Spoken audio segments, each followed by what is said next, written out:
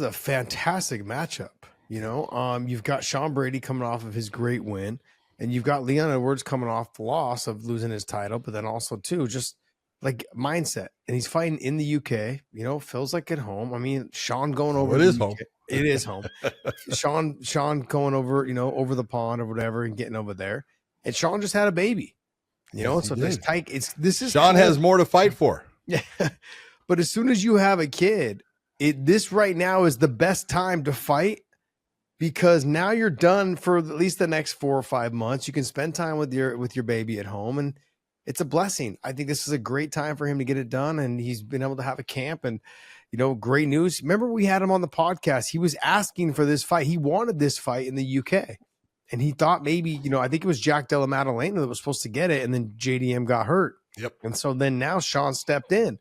He's like, perfect. This is a great fight. Leon being the number one contender, I believe, or the number one fighter right now in that position. Yeah. Yep. Leon's number one. You get that win over Leon Edwards. Oh, you're there. You're there. But where does he get it done though?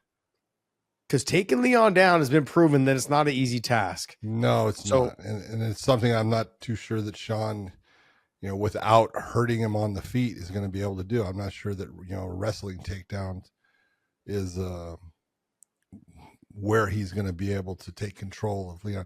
Leon is so good, and it's one of the things that, if I had a fighter that was going to face Leon, one of the things we would work at is 2-on-1.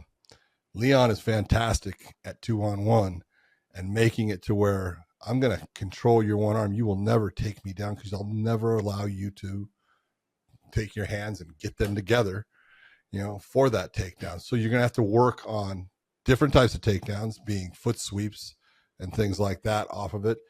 But, there's so many things with Leon that gives him an advantage in this fight on the feet. He's strong. He is physically a strong person. He's fast. He's lengthy and rangy, and he's very accurate with his strikes, where you can look at Sean's good on the feet, and Sean's a good pressure fighter, but Sean's got to get into that phone booth to be successful against someone like Leon. Where Sean definitely has an advantage is on the ground. His jiu-jitsu and his wrestling combined, he's fantastic. Yeah. He's a controlling master.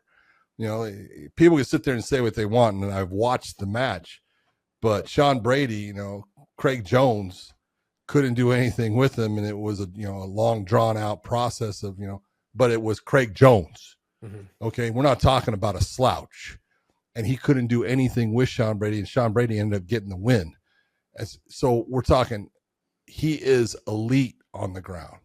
His ability to mesh both his wrestling and the jiu-jitsu together is fantastic, and he has a great advantage there. The real question is, how is he going to be able to utilize that advantage? Yeah. I don't know. I think that the way to beat Leon is to really try to pressure him. You've got to try to put a lot of pressure on him. I won't say he slows down. His output is not as much in that third, fourth, and fifth round in those championship rounds. He's very slick with his stand-ups. He's a sprinter. Very, very. He's like his brother.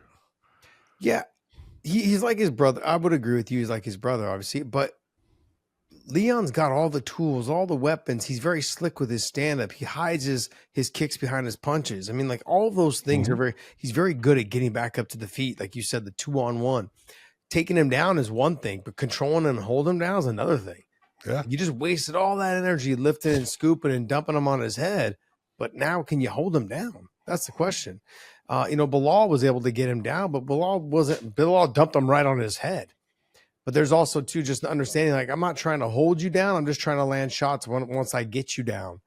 And then smothering you. But the reason why Bilal had success was because he was able just to kind of make him fight in a phone booth, and he was smothering him, making him fight off his back foot, making him uncomfortable the whole time. And I really think that in his past fights, that's where he's had problems. And even in his most current fight, that's where he had problems. And one thing that I used to give Sean Brady a problem, I was like, man, he looks tired. And he's like, man, I got some of the best cardio. My cardio is this, my cardio is that. I'm a believer. I do believe it. There's days where you show up and it's just not your night. Like you just feel tired. I mean, I go back to my KJ Noon's fight. it just was one of those nights where I felt great. My, everything felt good, but I got in the fight, everything just felt heavy. And you have those nights. And that was apparently Sean's night when he had that night where I called him out on him getting tired. Like, you can't get tired against these elite guys. He's like, man, my cardio is so much better, this and that. And I know. And anyways, my point being, he's going to have to fight him in a phone booth. He's going to have to pressure fight him. He's going to have to do very much what Bilal did, which he's very capable of doing. There's also more of a submission threat with Sean Brady if he can get him down and control him a little bit more. That can maybe put him back, put Leon back on the ground. What I mean by that is if Sean takes him down and they go and Leon goes to all fours, Sean can rotate to the front headlock, and that'll make Leon basically start fighting hands. It's easier for him to get him back down to the ground and control him. That whole thing where people like to hang on the hips, that shit works if you're Bilal. That shit works if you're Habib and Islam. But if you're not that person, they just keep ragdolling them back down. Work to that front headlock where you can threaten submissions, guillotines, darces, anacondas, whatever. And I think Sean's got the ability and the squeeze to do that. So this is going to be a very interesting fight. Sean's going to be pressure right inside his grill, landing the boxing and the striking. I think he can strike with him. He just doesn't want to get too comfortable on the feet. He's got to be always threatening the takedowns. Yeah. He's got to be in fantastic shape, because the way to beat Leon has kind of been shown is that you've got to push him. You've got to make him work when he's uncomfortable. And because if you give him space, man, his skill level will take over. He will control the distance. He'll land the kicks and the strikes. He'll hide. He's so sneaky. And I've sparred with him, man. This was obviously when he was younger, but shit, he ain't slow. Doesn't matter. No, he's probably the fastest guy I've ever trained with. He was so slick and so fast. And that was before he had wrestling. You know, man, he was just like, wow. I was like, man, it was the Chris Tucker feel, like which one of y'all hit me? Which one? So, but yeah, I'm looking forward to this fight. It's a big step up in competition for Sean Brady. Puts him right there as being the next person to fight for the title. And I'm excited for that fight, man. So the rest of the card looks pretty good, man. The main card looks good. I'm just not going to talk about any of the fights, but we're just going to give you Jan Blachowicz versus Carlos Ulberg. It's going to be a fun fight, I think, on the feet. You got Gunnar Nelson and Kevin Holland. Look for Gunnar to probably get this fight to the ground, try to control Kevin. Molly McCann got a new opponent, Alexia Thanara. And then, you move on out. You got Jordan Vasenik versus Chris Duncan. Nathaniel Wood versus Morgan Sharara. And then Jai Herba versus Chris Padilla. You got some good fights on this card. So there should be some fun fights, man. Let me see. Is there anyone else on here? No, that's pretty much about it. But man, there should be some good fights on this card.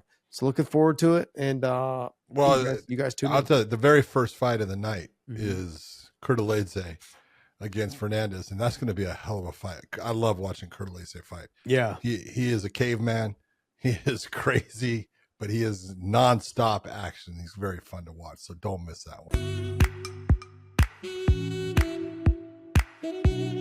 This episode is brought to you by BetUS. Make sure you guys YouTube 150 for the promo code. Also, Element, use the link in the descriptions down below. Any product you buy from there, they will send you a bonus package of product if you use our link down below. Element's amazing, man. I love it.